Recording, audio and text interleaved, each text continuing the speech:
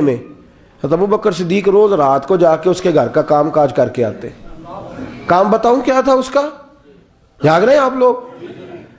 اس زمانے میں نا لوگ باتھ روم گھر میں بنا لیتے تھے. شاید پرانے لوگوں نے دیکھے ہوں، وہ اس کے اندر ہی پیشاب پخانہ رہتا تھا. وہ آتے تھے ملازم تو وہ اٹھا کے باہر پھینکا کرتے تھے. وہ بی بی گھر کے اندر پیشاب کرتی، نابینا ہے، وارث کوئی نہیں. ابو بکر صدیق آتے، امیر آدمی اور اس کا وہ پخانہ پیشاب اٹھا کے باہر پھینک کے آتے. پھر اس کے گھڑے میں پانی بھر کے لاتے، پھر اس کے گھر میں جھاڑو دیتے، پھر اس بوڑھی عورت کو کھانا کھلاتے، پھر اس کو خرچہ دیتے، پھر اس کو کہتے کہ فلاں آدمی کی تیرے پڑوسی کی میں نے ڈیوٹی لگا دی ہے، ضرورت ہو تو اس کو کہہ دینا. بڑے زمانہ خدمت کی. ایک دن حضرت عمر فاروق اس بی بی کے دروازے پہ چلے گئے، دستک دی. اس نے کہا کون ہے دروازے؟ کہا میں عمر فاروق ہوں، عمر بن خطاب ہوں. پتہ چلا ہے آپ لوارث ہیں، میرا دل کرتا ہے میں آپ کے گھر کا کام کاج کر دیا کروں. تو بی بی کہنے لگی نہیں، ایک بندہ آتا ہے کئی سالوں سے وہ کر رہا ہے، مجھے وہی ٹھیک ہے. ایک آتا ہے بڑے سالوں سے کام کرتا ہے، وہی ٹھیک ہے. تو حضرت عمر کہنے لگے میں نے بھی کام ہی کرنا ہے، کچھ اس سے کرا لے، کچھ مجھے موقع دے دے نیکی کا. کہنے لگی نہیں وہی ٹھیک ہے. تو فرمانے لگے میرے اندر کیا نقص نظر آیا ہے؟ اماں جی مجھے بھی ٹائم دیں. تو بی بی کہنے لگی نہیں وہی صحیح ہے. حضرت عمر جذباتی آدمی تھے، جلالی آدمی تھے. کہنے لگے میں نے کہا نہیں مجھے بتاؤ میں کیوں نہیں کر سکتا. تو بوڑھی اماں کہنے لگی تجھ میں اور اس میں فرق ہی بڑا ہے. کہا وہ کیوں؟ کہنے لگے اتنے سال ہو گئے اسے آتے ہوئے، اتنے سال. تو پہلے دن آیا ہے اور آتے کہہ رہا ہے میں عمر بن خطاب ہوں، اپنا نام بتا رہا ہے. سالوں ہو گئے میں روز پوچھتی ہوں تیرا نام کیا ہے، وہ بتاتا ہی نہیں. وہ کہتا ہے اماں میں کام صحیح کرتا ہوں تو نام کو چھوڑو، نام بتا کے کیا کرنا ہے. فرمایا یہ تھوڑا فرق ہے، اس نے اتنے سالوں میں نام نہیں بتایا اور تو پہلے دن ہی آگے کہہ رہا عمر بن خطاب ہوں. تو ابا جی کا بھی نام بتا رہا ہے، میں نے نہیں کام کرانا، مجھے وہی صحیح ہے. نام نہیں بتاتا، نوکری پوری کر جاتا ہے. حضرت سیدنا عمر فاروق فرماتے ہیں میں تہجد کے وقت جھاڑیوں میں چھپ کے بیٹھ گیا. کہتے مسجد نبی سے وہ شخص نکلا، چہرے پہ نقاب، پیروں سے ننگا، اور میں نے اس شخص کو خرامہ اس بوڑھی عورت کے گھر کے قریب جاتے دیکھا. تو پیچھے سے جا کے میں نے کہا او مسافر چہرہ تو دکھا. تو کہتے ہیں چہرہ اٹھایا تو ابو بکر صدیق تھے، صدیق اکبر تھے. حضرت عمر فاروق فرماتے ہیں میں نے کہا تو جوتی کو اتار کے آتا ہے؟ تو کہنے لگے جوتی سے جب چلتا ہوں تو پیروں میں آواز پیدا ہوتی ہے جوتے کی وجہ سے. پڑوسیوں کو تکلیف دینے کا مقصد تو کوئی نہیں نا. اور فرمایا جب جوتوں سے آواز پیدا ہوگی تو گلی محلے والے پوچھیں گے ابو بکر کدھر جا رہا ہے، تو میں نیکی کسی کو بتانا نہیں چاہتا. تو فرمایا ابو بکر کب سے آ رہے ہو؟ فرمایا چھوڑ عمر، بس دعا کر رب میرا آنا قبول فرما لے. تو دعا کر سرکار کی بارگاہ میں حاضری صحیح لگتا ہے. چھوڑ میں کب سے آ رہا ہوں، کس وقت سے آ رہا ہوں، اس مسئلے کو چھوڑ. تو یہ دیکھ پانی پر نسویلیاں رنگا رنگ کڑے پرے اس دا جانی ہے جس دا توڑ چڑھے. یہ بات آپ نے درجنوں بار سنی ہے، لیکن اس پر غور تو کرو میرے دوستو کہ حضرت عمر فاروق فرماتے ہیں جن دنوں تبوک کے لیے میرے نبی نے اعلان فرمایا میرے حالات اچھے تھے، ابو بکر کے اچھے نہیں تھے. مالی حالات کمزور تھے، کچھ مسائل تھے، میرے اچھے تھے. میری سرکار نے اعلان فرمایا کہ پیسے دو. فرماتے ہیں چونکہ میرے حالات بھی اچھے تھے تو میں نے کہا اس دفعہ پہلا نمبر میرا ہی ہوگا. فرماتے ہیں آدھا مال گھر کا، یہ بھی بڑی دلیری ہے. کتنا؟ بولیے.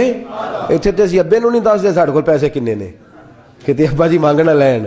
والد صاحب کو نہیں بتاتے، ہماری جیب بکھری ہوتی ہے، ایسے ہی نانا کو مانگی نانا لے. آدھا مال حضرت عمر فاروق فرماتے ہیں آدھا مال میں نے بانٹ کے حضور کی بارگاہ میں، اور ساتھ میرا ارادہ ہے کہ ابو بکر آج میں نہیں تجھے آگے گزرنے دیتا. فرماتے ہیں مال پیش کیا، تھوڑی دیر گزری تو ابو بکر بھی آ گئے.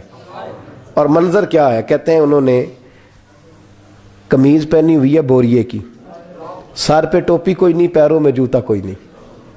سر میں ٹوپی کوئی نہیں، پیروں میں جوتا کوئی نہیں. کہتے ہیں ابو بکر صدیق آئے، سب کا مال آیا، مصطفیٰ کی بھی اتنی توجہ نہیں تھی، پر جب ابو بکر آئے تو میں نے مصطفیٰ کریم کے انداز بھی بدلے ہوئے دیکھے، اس شخص کے آنے پر بدلے ہوئے دیکھے.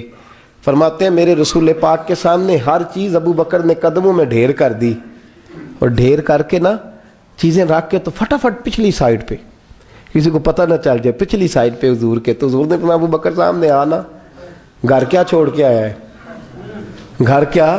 بابا بلے شاہ صاحب کہتے ہیں عشق تیاگ دو ایک برابر، پر عشق دا سیک ودھیرا अग ते साड़े कख ते काने, इश्क साड़े तन मेरा, अग दा दारू मींह ते पानी, मैनू दसो इश्क दा दारू केड़ा, बुल्ले शाह ते कुछ नहीं बचदा जिथे इश्क ने लाया डेरा।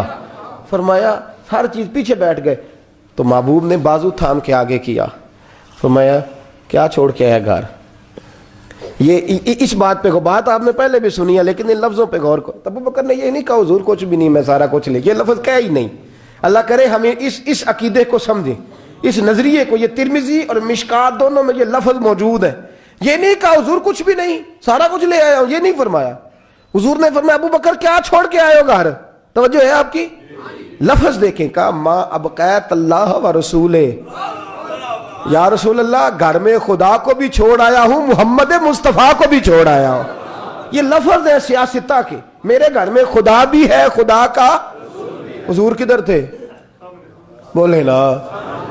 और वो क्या कह रहे हैं, या रसूल अल्लाह मैं आपको अपने मां अबक़ैत अल्लाह व रसूले, मैं घर में खुदा छोड़ आया हूं, खुदा का रसूल छोड़ आया हूं। खुदा, इकबाल कहते हैं परवाने को शम्मा, बुलबुल को बूल, बस इस बस को समझना, परवाने को शम्मा, बुलबुल को फूल, बस सिद्दीक के लिए है खुदा का रसूल और बस, सिद्दीक के लिए है खुदा का रसूल और बस, ना इधर ना उधर, ना आगे ना पीछे, ना कोई चीज और चाहिए नहीं। सिद्दीक के लिए खुदा का रसूल और फिर बस, इससे आगे दाएं बाएं किसी चीज की जरूरत है।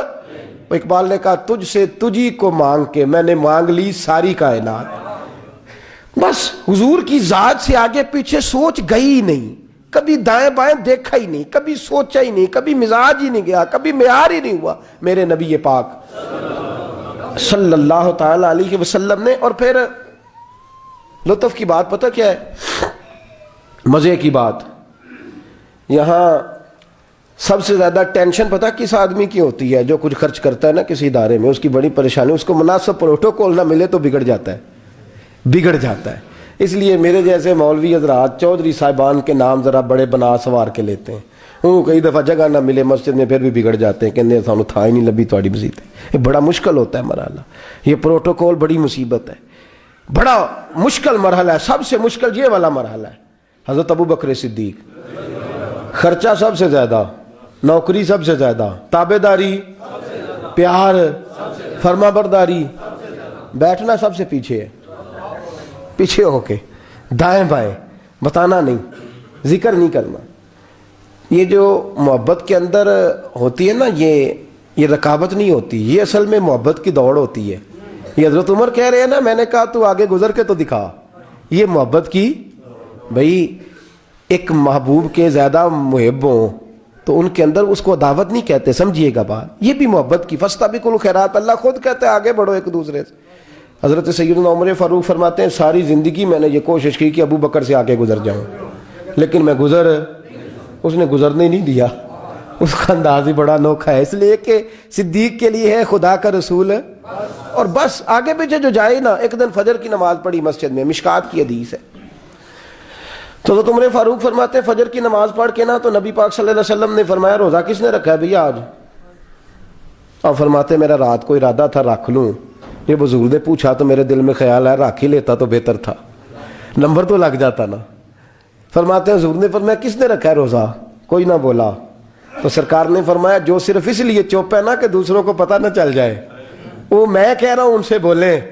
हजरत सिद्दीक अकबर ने हाथ खड़ा किया, अर्ज की सोने तेरी मौज है ना, चुप रहने का हुक्म भी तू ही देता है और बताने का हुक्म भी। हुजूर रखा हुआ है रोजा। हजरत तो सैयदना उमर फारूक कहते हैं मैंने बड़ा घूर के देखा, मैंने कहा लंघन नहीं देंदा भाई, अगे हद हो गई है। खैर कहते हैं थोड़ी देर की फजर की नमाज पढ़ी मस्जिद में, अल्लाह के रसूल ने फरमाया ये बताओ किसी ने आज किसी बीमार की तीमारदारी की है? आज टाइम क्या है?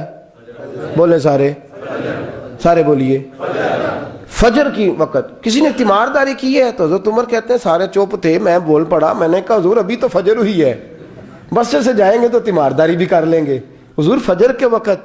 तो नबी पाक मुस्कुरा के फरमाने लगे उमर तू जरा चुप तो कर। कहते मैं खामोश हो गया। तो हुजूर ने फरमाया जो चुप है ना किसी को पता ना चल जाए वो बोले। तो हजरत अबू बकर सिद्दीक ने हाथ खड़ा किया, अर्ज करने लगे या रसूल अल्लाह صلی اللہ علیہ وسلم 3 دن سے عبد الرحمن ابن عوف نماز پڑھنے نہیں آ رہے تھے مسجد میں. تو آقا میں نے رات کو پتہ کیا تو مجھے پتہ چلا وہ بیمار ہیں.